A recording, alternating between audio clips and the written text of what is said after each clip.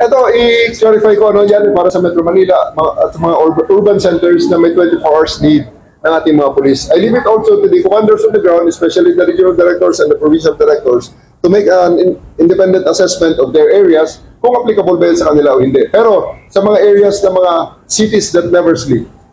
Okay, cities that never sleep. Metro Manila especially, Makati, Quezon City, Manila, Pasay, yung mga 24 oras ay nakikita ng mga tao sa kalsada, I will really impose the 8 hours duty sa ating kapulisan. Bakit? Kasi tao rin naman yan, hindi makina yan. At ayoko makakita ng pulis na tulog. Kasi pag ginawa natin itong current na 12 hours duty, 1 day break for every week, we are making them work at 72 hours. 72 hours per weekend.